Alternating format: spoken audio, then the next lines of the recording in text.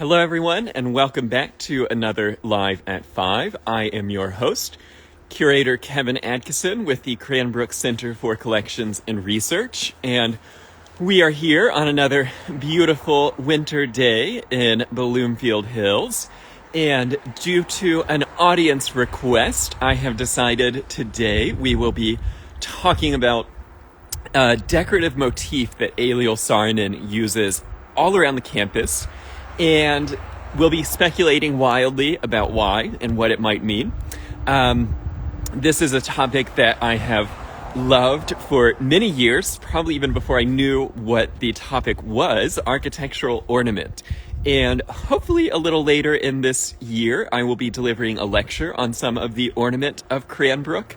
It's a topic that everyone who loves buildings probably either loves or hates if you're a modernist purist, but it's something that is really quite interesting and quite extensive. And today I want to just focus on one motif and an individual sort of form that Eliel Saarinen uses across materials and across scales and buildings. And the most prominent use of the form is right here at the Nichols Gate.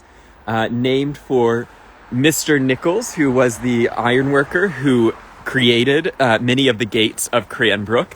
Walter Nichols was a blacksmith who worked for George Booth at the ironworks in Windsor, Ontario, in Canada. And then he continued to work for Booth on many of the Cranbrook projects.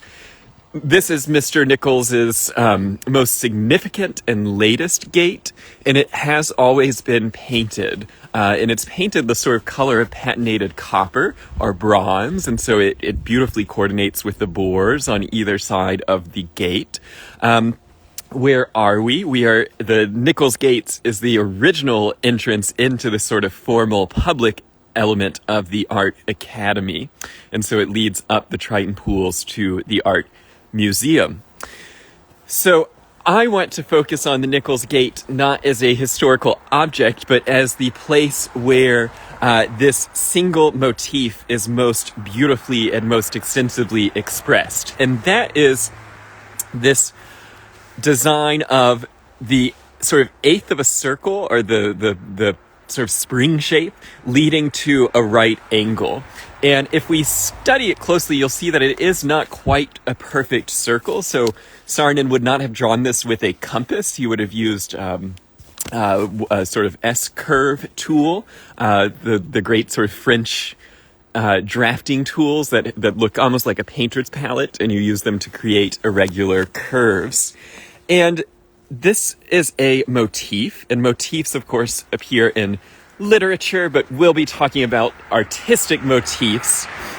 And motifs are things that they are not the sort of primary subject, but they're something that is a communicative form that repeats. It can repeat once, it can be like the gate, it can repeat all across it.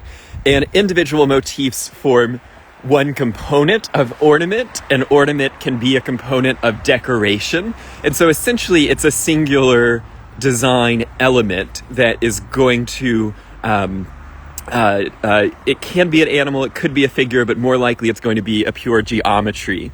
And so motifs can be things like Greek keys, or palmettes, rosettes, the acanthus leaf on a Corinthian column. It's a very common motif, or even egg and dart molding, or bead and reel molding, or dental molding, all the sort of great motifs that go into architectural ornament.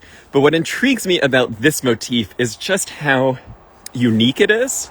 Perhaps a viewer will find this and tell me, no, Kevin, Eliel Saarinen is getting that from blank. There are sort of similar Greek designs to this.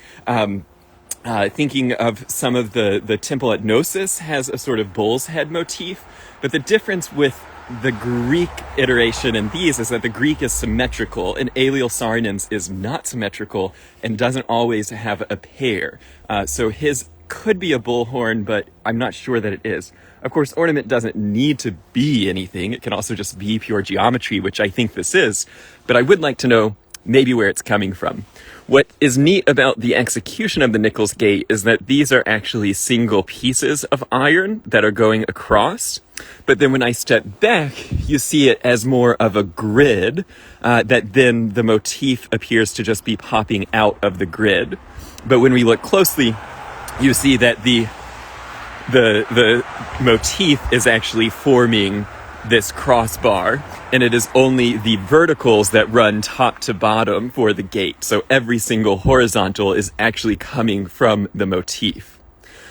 So I thought that we will take a sort of moving journey, and as we move, I will do some further speculation and discussion about what this motif might be doing for us visually. So here you have a whole screening element of the motifs, and I may have stepped too far away, but you do notice that they are handed, and by that I just mean that they're an identical design, but there's a left and a right hand. And so just like your hand is, your two hands are pretty much identical, except for the fact that they are, one is going left and one is going right. Here you'll see that they're taller going this way, and then they're taller going this way. So it's the same design, but handed. And our next spot, and it's been a while since we tried to do a walk and talk live at 5, so hopefully the connection stays as we walk across our 20-degree snowy landscape. So the modernist, of course, loathed architectural ornament, and Adolf Loos, in his seminal essay, the great Austrian thinker, said ornament is a crime, and he said that architectural ornament should never be added because it is simply additive, and architecture should express what it's made of. And if you want to have ornament, well, your material should be the ornament. So the grain of the marble, the wood patterning, that's your only ornament. Unfortunately, way too many 20th century architects agreed with Mr. Loos and said architecture ornament was a crime. But Eliel Saarinen isn't one of them, and so he's an interesting modernist because he continues to use ornament right up to his last buildings. And so even on something as streamlined and flat-roofed, flat-planed as the art museum, we're going to see architectural ornament, and we're going to see that motif. So as we get to the art museum, and try not to slip and fall, we'll see the enigmatic squiggles, which for those of you at my lecture last night, we looked at John Haydick's enigmatic architecture, and I much prefer to engage in the mysteries of what the squiggles might be. And perhaps we'll do another live at 5 on the squiggles, but I want to focus just on the one motif that we saw down at the gate and its brief reappearance here on the door. And so again, we have this eighth of a circle leading to a right angle. And notice that it doesn't appear on any of the other sort of trees. And I could discuss sort of the irregular layout here, that it's not a perfectly Cartesian grid, that he has created these 3 different scales. But we're going to focus on the motif and its reappearance. And what Saarinen sort of is doing here is, if we had gone through the gates as was originally designed, you would have passed through an entire screen of that shape. You come up just as we did, and then the shape makes a reappearance here. And it's reappearing in the patinaed bronze, and so it's the same color. And so we have connected the sort of transparent lace-like use of the motif at the gate to now this incredibly solid 1,000-pound use of the motif on these doors. But I think he's trying to tie these two experiences together across the landscape and across materials.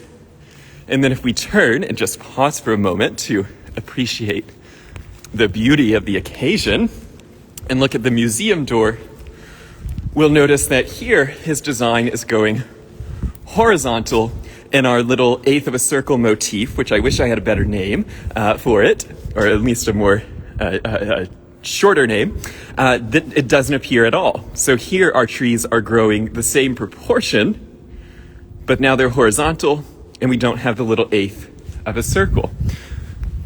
Of course, then there are other curious little interventions, like on the light post, where you have this 2-inch knob that is carved into the post, in which on the blueprints, Saarinen writes, 2-inch perfect sphere, not doweled. So he wanted it carved from the same block of stone, which it is. And then you have this sort of lake form that, looking at the date of this, designed 1939, finished 1942, he is absolutely having to look at Alvar Aalto in the Savoy vase of 1937. So it's one fin looking at a fin of a generation shorter, and now bringing into his architecture this sort of curving lake.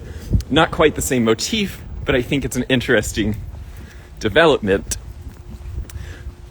And as we continue around the building, what do we have here but our third instance of the same form in our third different material? So we've had iron, painted iron, we've had cast bronze, and now we have carved Mankato limestone with a slight variation on the same motif.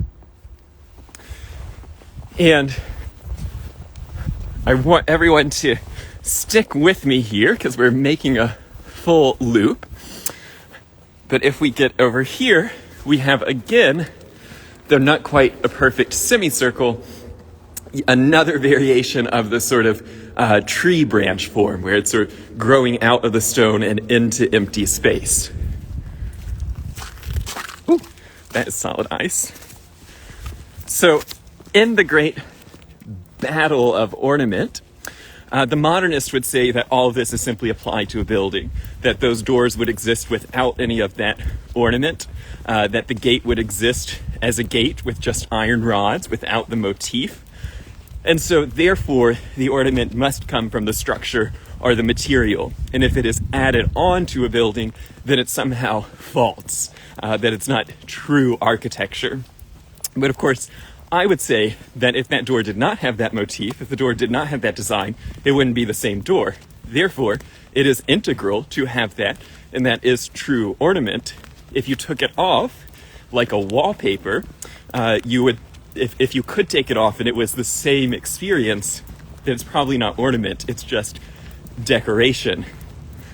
It's a subtle distinction, but of course, decoration, comes from the root decorum, which implies some sort of ideas of good taste, of fashion, of being proper.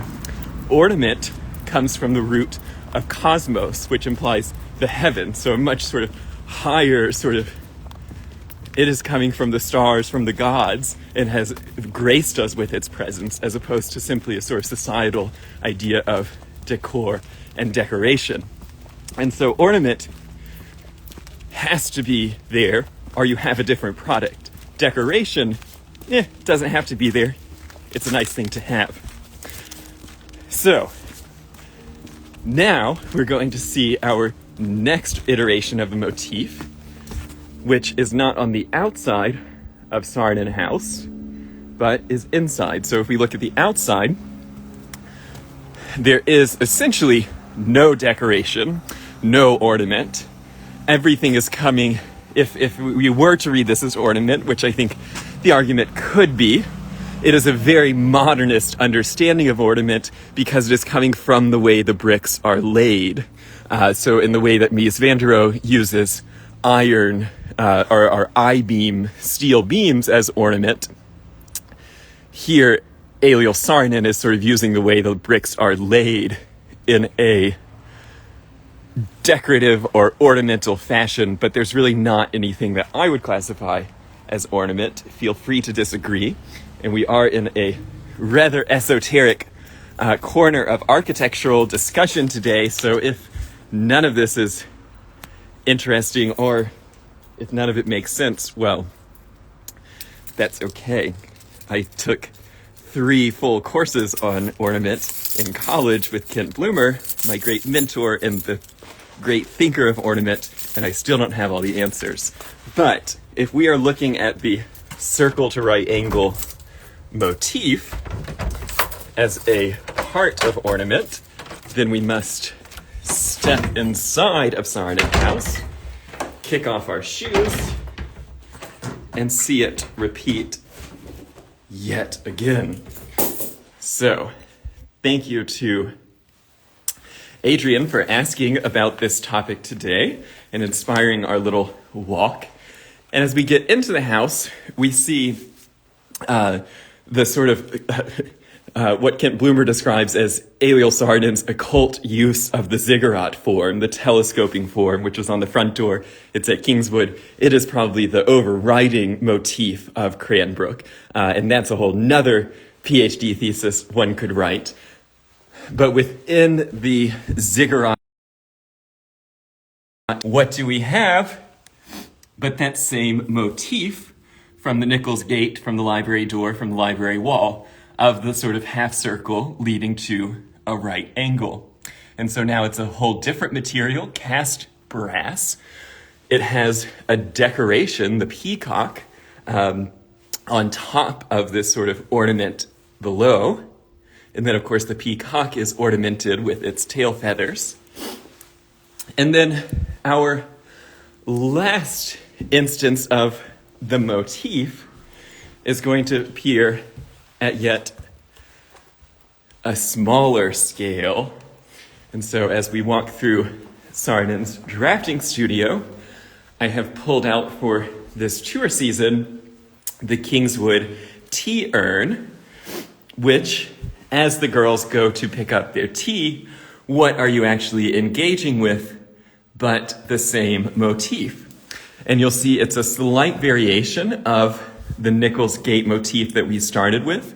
Remember, the Nichols Gate motif would have come over, down, over, up, and back. Here it simply goes down once, straight across, and then back up. And what I think is so sophisticated about Eliel Saarinen's use of ornament and his deployment of ornament across all scales is that he is able to use one motif and modulate it sort of in endless varieties. And so they all become connected because it is an identifiable form, but he's not a sort of slave to this is my motif and it always has to be like this. It's not a sort of sacred, it doesn't have a sacred proportion to it. It doesn't have a sacred sort of sensibility of where can it reappear. It is a sort of, if we're thinking of Aldo Rossi, an analog, an analogous ornament, where it is this sort of idea of the sort of eighth of a circle to a right angle that reappears constantly in a form that's always appropriate to its use. So the tea urn doesn't need the full, and so it gets sort of the slightly smaller version. I've said this quite a bit about Eliel Saarinen, but I think it's his use of ornament is quite sophisticated because here's an architect who is teaching his students, who's teaching through his books and demonstrating through his practice his belief that architecture always must relate to the next largest and the next smallest scale. So he's designed the plan of Cranbrook, he's designed the buildings of Cranbrook, he's designed the interiors, he's designed the furniture, he's designed what sits on the furniture, he designs the logo, the uniform, he designs everything because he sees it all as part of the architecture and therefore as part of the architect's domain. And that's a very different idea than what happens in the 1980s when architects again become sort of passionate about designing homewares, when in that moment, in the sort of postmodern moment, the architect is designing tiny buildings for your furniture, and it's less so the sort of gesamte work, the total work of art, and more the idea of sort of commodifying the architect's production, where yes, you too can have a Michael Graves on your stove, but it's a tiny Michael Graves building. Eliel Saarinen, I think, is doing something more sophisticated and more subtle, which is everything must relate to the other, and they'll relate through ornament and through the motifs of his ornament. But each will, he never designs a fork as a tiny building. The fork is simply related to the building through a shared motif and a shared sensibility. I don't know if any of that makes sense. And Lynette, thanks for calling out my terrible German pronunciation. I tried to say it quickly so no one caught it. This was a pretty, open-ended Live at 5 because I don't quite have all the answers for myself to share with you. But I thought it would be interesting just to look at these 5 instances of that form repeating on campus. And then if we're a little bit more generous about how the form might repeat, you can say that even things like these birds or the peacocks are engaging with the sort of manipulation of the motif, where here the motif is really more of a circle of a bird, but it again is that idea of a curve existing within a Cartesian grid, the sort of circle to a square and how that intersection exists. I'm sure if I kept looking, I would be able to find even more examples to share with you, and they do reappear at just the strangest moments. And certainly at Kingswood, one could really get into the sort of motifs and the philosophy behind them. But I think that's enough for us for our Live at 5 today. If you have any other questions, be sure to type them in. I certainly appreciated Adrian messaging me today, asking me to talk a little bit about this motif that I pointed out at a tour long ago. If you have something that you want me to talk about, if it's a physical object, a story, or a place, let me know so that I can think about it and explore it at Alive at 5. And hopefully the center director will support me in my desire to have a lecture about Cranbrook's Ornament, because it's something that I would like to think about in perhaps a more deliberate and serious and methodical way. It goes with my lecture on Cranbrook bricks that I also really want to give. The first iteration of the motif that we saw today would be the fireplace andirons, these peacocks. They were designed in either late 1928 or early 1929. They go on the world stage at the Metropolitan Museum of Art in New York I think it opened in the spring of 1929, the peacocks and the fireplace together, and then they come back to the house. I think the next iteration would have been the tea urn, which is in use at Kingswood by the early 1930s, I think 31 or 32.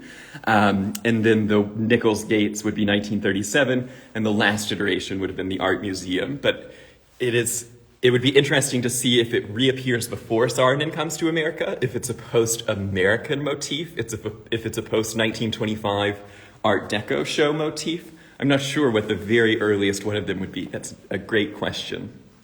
Thanks so much for watching Live at 5. Hopefully everyone has also signed up for my History of American Architecture lecture series. If you're not, there are 2 more weeks, but I can also send you the link to the first 3 lectures. We are discussing the history of American architecture through Cranbrook's visitors, so through the architects who came to Cranbrook. Next Monday, we will be talking about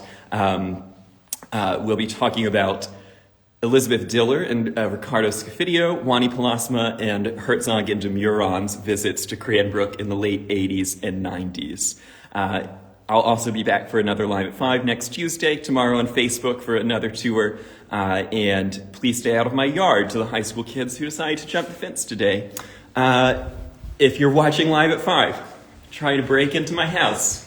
The last motif that I can think of, and I'm now not wearing shoes, so I won't get too close to it, but there's another sort of iteration of it back here on the gate that I think would probably be classified as a completely different entity, but these funny little egg shape with the in the iron gates. Again, it's a topic that inspires endless discussion and endless thought. And there you can see where the high school rascals jumped into my yard thinking no one would be home. What an exciting day here at Cranbrook, everyone. Be safe, wear your mask, and I will see you next time for another Live at 5.